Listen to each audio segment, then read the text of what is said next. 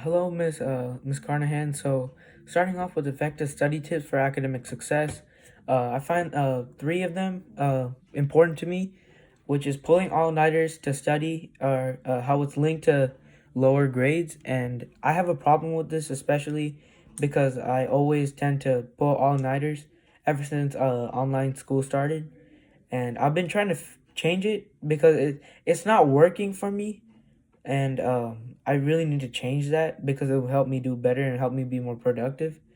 Um, Having a specific place where you study is important because, for instance, I have my room and my desk is my place because this is where I study because I feel the most comfortable and feel the most like quiet, like it's the most quiet surroundings or whatever.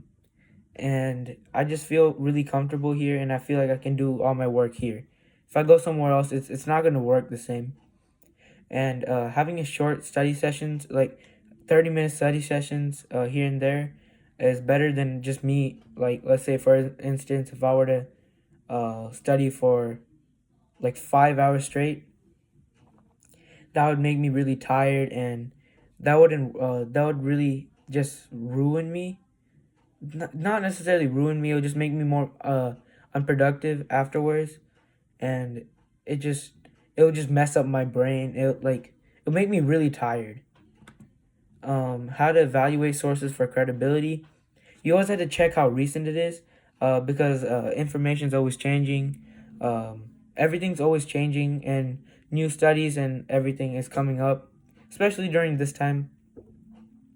So when you're talking about health, you should always look for a health website that's relatively recent. So like in the last couple months or something like that. Because for instance, if you were looking up something for heart problem, or like a heart disease or something, the previous week there could have been a study, or a previous month there could have been a study or something that let's just say the cure for heart disease or anything like that.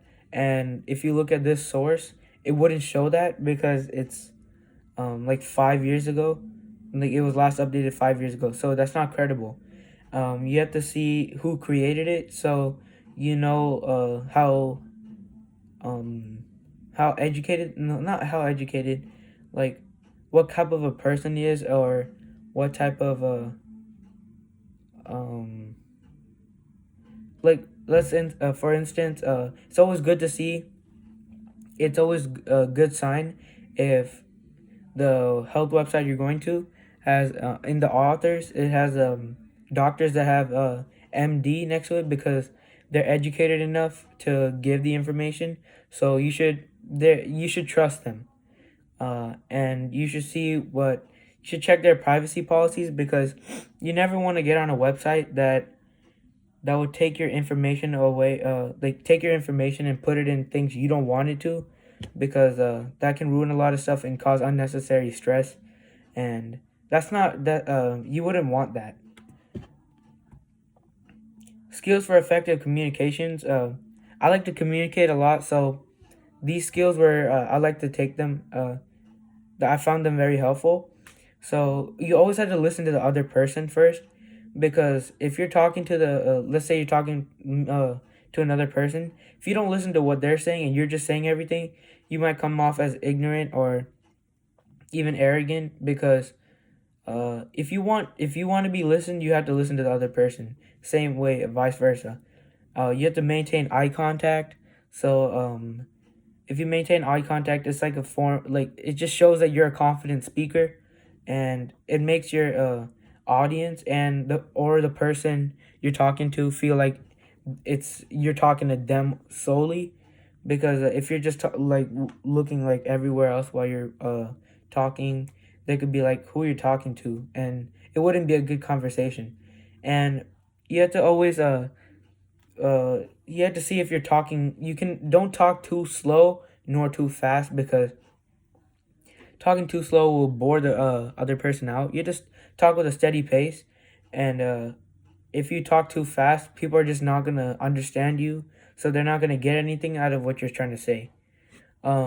conflict resolution skills, the iMessage sentence thing. So the iMessage sentence starter is I feel when you and I want you to. For example, I would say I feel angry when you mess with me a lot. I want you to stop messing with me. Uh, this is a good way to respond to someone in a situation, um, by being assertive instead of being aggressive or submissive, because being aggressive or submissive can put you in a bad situation, and it'll just take you somewhere you don't want to be, maybe. And if you attack a person or you're aggressive with them, this that can be a you message. So it's like kind of like saying like you did this, you did that. That's gonna come off as a little aggressive. What health literacy, how it applies to us and our families, it empowers. If being health literate empowers us to take informed health decisions, and it helps us to make appropriate health decisions. It helps us understand and obtain and process uh, basic health information, so you know what you're learning about, and you know what you're looking at. Because for instance, if you're especially health, if you're getting the wrong information and then you decide to go with that without talking to a doctor or any other medical professional or anything, or looking at many other sites, it's not gonna you're gonna end up in a bad situation. Maybe you can it could be you could harm yourself too, mentally or physically, because that's why you need to be very health literate. And thank you.